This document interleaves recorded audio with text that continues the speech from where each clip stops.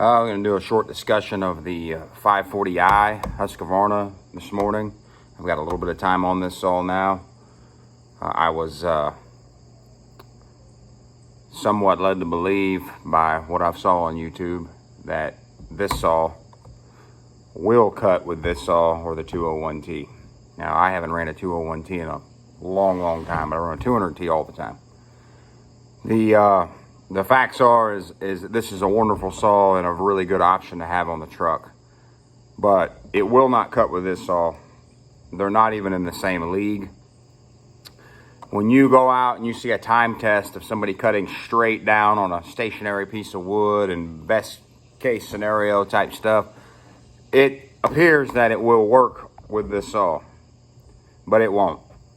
As soon as you start flexing your bar and cuts, doing the things we do in the air, it will stop. It doesn't have the torque which you would think it would, being that it's a electric motor, but it actually doesn't. It has instant power, but in any bind whatsoever, it will somewhat shut down. I'm not saying it's similar to a 193, where this saw will outproduce it, hands down outproduce it in real world scenarios. Now, I still grab this saw because, my gosh, it's just so convenient. I mean, it's just so convenient. The only inconvenience on the saw operating it is this thing right here. Once you get used to it, it's not terrible, but when you turn the saw side angles like we do and all that, and your hand starts getting repositioned from where it's actually supposed to grab the saw, this gets to be more of a pain because your hand is now out of position for hitting it. Yes, of course, you're not supposed to be cutting like that, but yes, of course, we do cut like that. So it will cut. It will do large removals. It can get it done. Yesterday, I drained a battery on this saw on a pecan tree in 30 minutes flat. I'm talking about, I was using it where the light was flashing and got every ounce of it till it would not run anymore. 30 minutes flat on a pecan tree. I was also kind of led to believe that this saw, a battery would last. That's the good 200, it's on the charger over there, 200 something, the newest, greatest one for it. It will not last as long in the air as this saw will. So you're giving up some power, you're giving up some longevity. You need to throw an extra battery in the bottom of your bucket. And there are pluses and minuses. The pluses still outweigh the minuses for me, and I'm going to be using it because I don't like pull starting this all the time. As I've said in other things, you know, these saws, there's maintenance to them and blah, blah, blah that this saw doesn't have.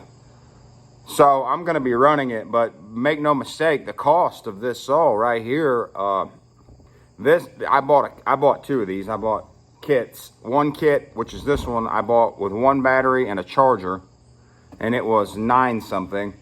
That came online, shipped to my door. The other one, I walked into a brick and mortar. I bought a kit with two batteries, a charger, and the saw. Both of these saws 14-inch bars. They only come with one chain. And that 2-battery kit cost me $1297.63. So $1,297.63. The saw by itself is $600 or $700 without a battery.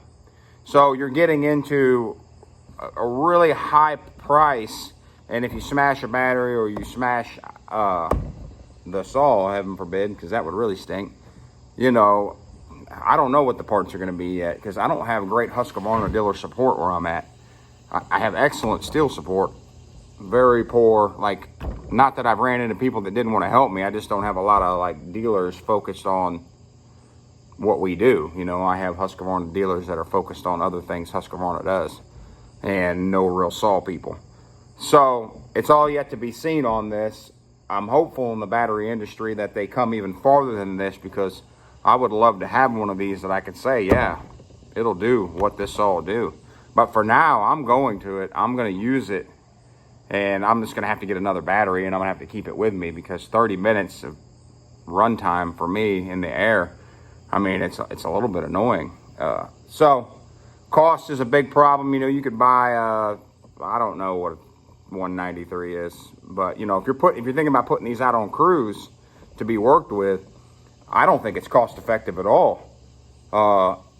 you're going to have to rechain your situation. You know, most of us got either 16 or 14-inch bars on our trim saws, 3/8 Pico.